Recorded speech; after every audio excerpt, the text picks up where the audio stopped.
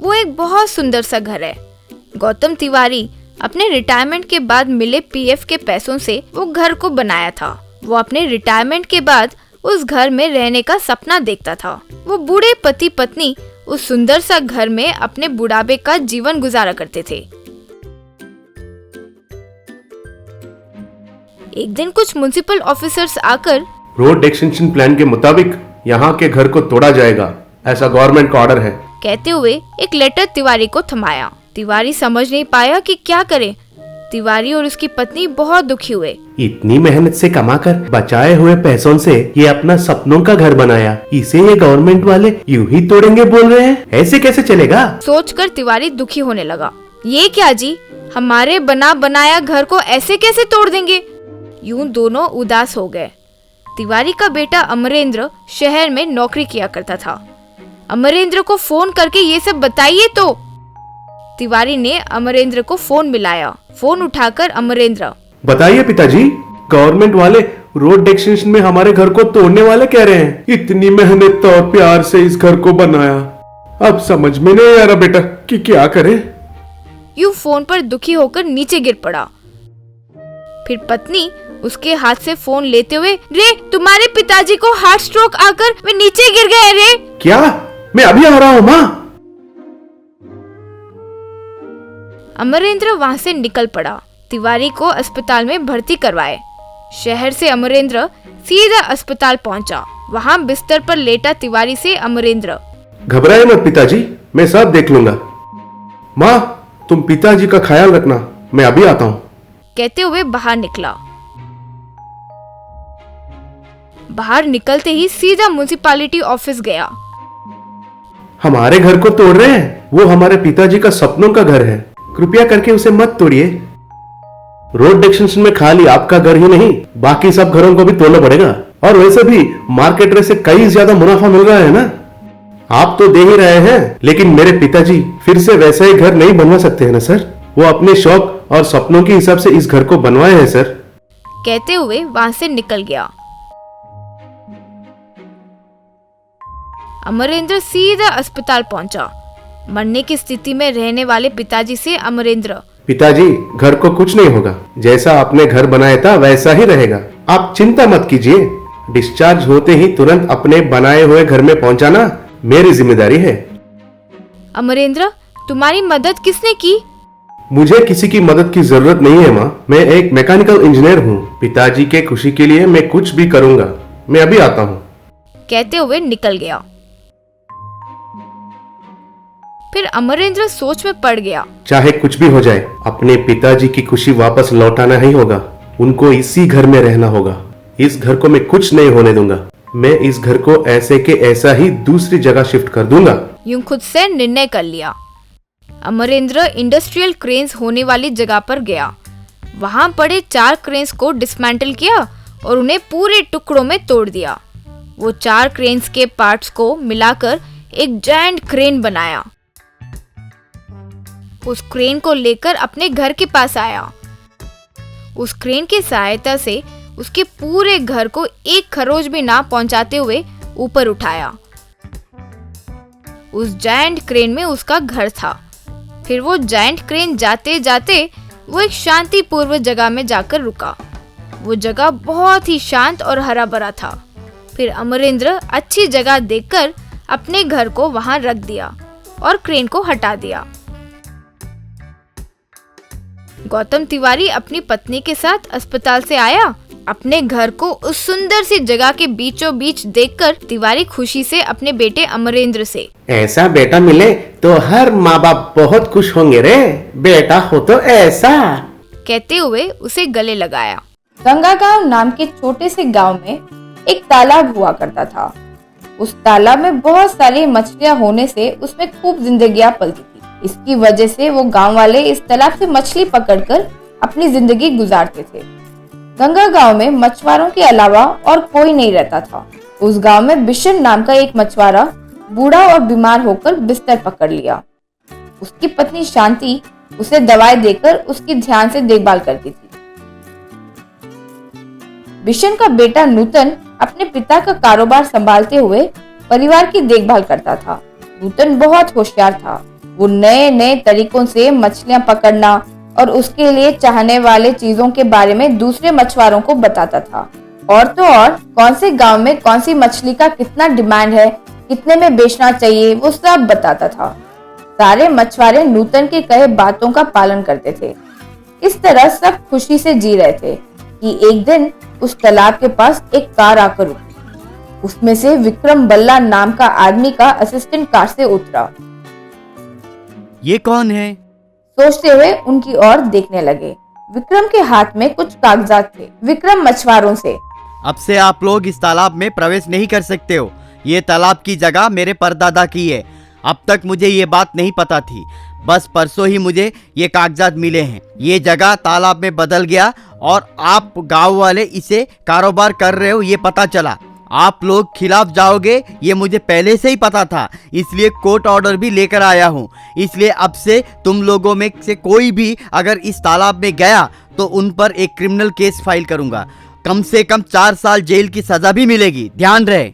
बेटा, हम सब इस तालाब पर निर्भीक होकर ही जी पा रहे। अब अचानक आकर इस तालाब में जाने से मना करोगे तो हम सब भूख से ही मारे जाएंगे। बेटा, भूख से मरोगे या प्यास से मरोगे मुझे उससे कुछ लेना देना नहीं है। तुरंत यहाँ से नहीं निकले तो अभी के अभी पुलिस को बुलवाकर तुम सबको अरेस्ट करवा दूंगा। जरा सा दया करो बेटा। यूं कुछ कह ही रहा था कि नूतन उसे रोककर वहां से ले गया।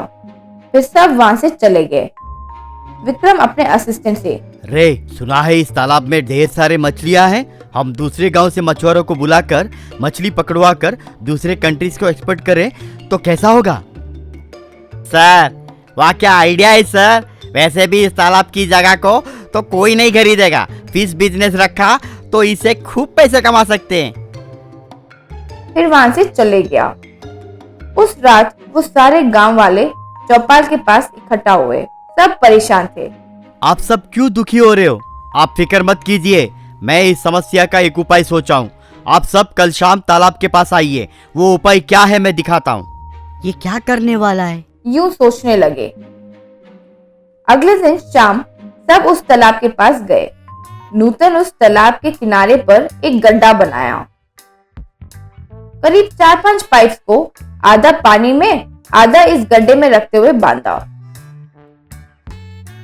इसके इर्द गिर्द वो घट से मिट्टी भरा जिससे ये पाइप हिले नहीं। फिर उस गड्ढे में कुछ मछलियां और कुछ कीड़े को चारे की तरह उस गड्ढे में डाला। पाइप के दूसरी तरफ भी जो पानी में था मछलियों के लिए कुछ चारा रखा।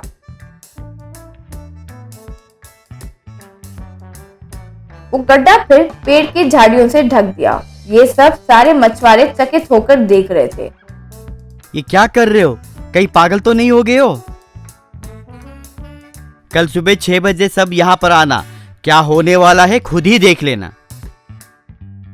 अगले दिन सुबह सब वहां आए। नूतन पेड़ की झाड़ियों को हटाया। बस वो गड्ढा पूरा मछलियों से भर गया। सब हैरान रह गए। हम तालाब में तो नहीं गए लेकिन फिर भी मछलियां पकड़े। सब खुशी से तालियां मारे। इस तरह सारे मछुआरे तालाब के इर्द गिर्द गड्ढे बनाकर पाइप्स लगाए। वे हर सुबह आकर खुशी से मछलियां पकड़कर जाते थे। ये बात विक्रम बल्ला को पता चला तो वो उस तालाब के पास कलेक्टर और पुलिस को लेकर आया। ये क्या कर रहे हो? इतना कहने के बावजूद मेरे तालाब से मछलियां पकड़ोगे? इतनी हिम्मत? कलेक्टर जी तुरंत इन्हें अरेस्ट कीजिए। कलेक्टर जी, ये तालाब इन्हीं का ही मानते हैं, लेकिन इनमें जो मछलियां हैं वो तो इनके नहीं है ना, वो भगवान के बनाए हुए जीव हैं। लॉ के मुताबिक हम तालाब में बिल्कुल नहीं गए, बाहर से ही ये मछलियां पकड़ रहे हैं। इसमें क्या गलत है बताइए? ओए क्यों रे, अब लॉ पॉइंट के बारे में भी बात कर रहे हो? कह रहा था कि कलेक्टर। विक्रम जी आप रुकिए, वे जो कह रहे हैं वो एकदम सही है। ये तालाब तो आपका है, इनमें रहने वाले मछलियां नहीं। और तो और इतना ज्यादा जायदाद रखकर भी बेचारे इन मछुआरा का पेट मारने का मन कैसे किया जी आपका? अगर थोड़ा सा भी हृदय और दिमाग हो तो इस तालाब को छोड़कर जाइए, वरना फिर मैं खुद ही उन्हें और ज्यादा पाइप्स लाकर दूंगा, प्रोक्लाइनर से गड्ढे बनाऊंगा। फिर आपके कारोबार के लिए एक मछली तक नहीं बचेगी। कम से कम अभी इस तालाब को छोड़कर चले जाए तो कम से कम आपकी इज्जत तो बच जाएगी। विक्रम सर झुकाकर चला गया। मछुआरे नूतन को ऊपर उठाकर तालियां बजाकर उसका अभिनंदन किए। कलेक्टर भी नूतन को शेक हैंड देकर उसका अभिनंदन किए। उसका नाम नंद किशोर, वो उस गांव का जमींदार था। उस जमींदार के पास बहुत सारे लॉरी ट्रक्स वगैरह हुआ करते थे, लेकिन उस गांव में उगे फसल को बेचना पड़ा तो पड़ोस के गांव में नाले के रास्ते से जाना पड़ता था, नहीं तो सड़क के रास्ते पे 50 किलोमीटर तक चलना पड़ता था। वहाँ पे रहे किसान और ग्रामवासियों को रोज उस दिक्कत से गुजरना पड़ता था। एक बार एक इंजीनियर उस गांव में आया। वहाँ पे रहा किसान उस इंजीनियर से मिलके, इंजीनियर साहब, पिछले 20 साल से इस नाले के रास्ते से पैदल चलकर पड़ोस के मार्केट में हमारे उगे फसल को बेच रहे हैं। कई बार हमें फसल नुकसान भी होता है। गर्मियों में कटे फसल गर्मी की वजह से सूख जाते हैं, इसलिए यहाँ ब्रिज आने का जैसा बंदोबस्त कीजिए सर। जरूर, कहकर वहाँ से निकल गया। उस दिन शाम को जमींदार इंजीनियर से मिलके, इंजीनियर साहब नमस्कार, सर्वे रिपोर्ट क्या कह रहा है? नमस्कार जमींदार साहब, सर्वे रिपोर्ट ये कह रहा है कि उस नाले के ऊपर अगर ब्रिज बंधवाए तो पूरे ग्रामवासी को लाभ होगा। इंजीनियर बाबू, आपको तो सब कुछ मालूम है, क्योंकि उगे फसल को मैं अपने लॉरी में ले जाकर बेच रहा हूँ, इसलिए मैं इतनी जायदाद और हैसियत कमा पाया हूँ ना। वैसे ही गाँव वालों के फसल भी मैं ही खरीद कर मार्केट में अधिक दाम में बेचता हूँ। अब अगर वो ब्रिज आया तो मुझसे पहले मार्केट में वो लोग चले जाएंगे, इसलिए हम अगर आपस में हाथ मिलाए तो 10 लाख मैं आपको गिफ्ट में दूंगा ना। आइडिया अच्छा है, पर ब्रिज नहीं बांधेंगे तो गांव वाले कारण तो पूछेंगे ना साहब। अरे रे, इतने पढ़े लिखे होकर वो लॉजिक मुझसे ही क्यों बुलवाना चाहते हैं साहब? ठीक है, वो कीचड़ का पानी है, उस पानी के ऊपर ब्रिज बांधना मुश्किल है। अगर बांधे तो ज्यादा दिन टिक नहीं पाएगा, ऐसा कुछ बोल दीजिए ना। ठीक है जी, कहकर चला गया। अगले दिन इंजीनियर, ग्रामवासियों, यहाँ पे सर्वे रिपोर्ट करने के मुताबिक ये मालूम पड़ा कि यहाँ पे ब्रिज बांधना बहुत मुश्किल है। कीचड़ पानी होने के कारण ब्रिज बांधने पर भी उसका बॉडी ज्यादा दिन टिक नहीं पाएगा, कहकर वहां से चला गया।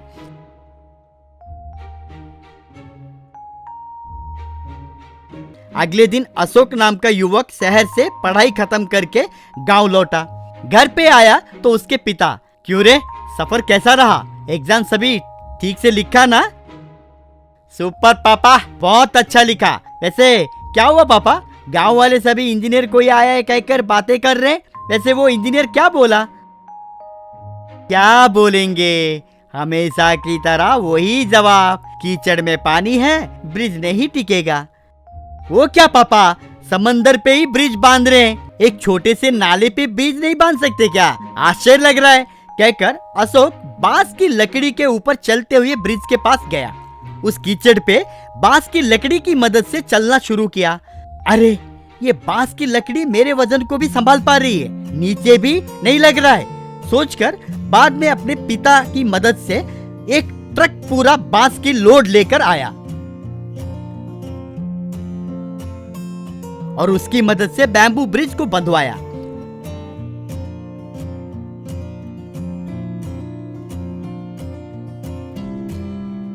उस बैम्बू ब्रिज को देखकर गांव वाले सभी आश्चर्य हो गए। अरे भाई, ये क्या, यहाँ पे कोई भी ब्रिज बांधे तो टिक नहीं पाएगा कह के इंजीनियर साहब कहे थे ना, क्या ये बांस का ब्रिज टिक पाएगा?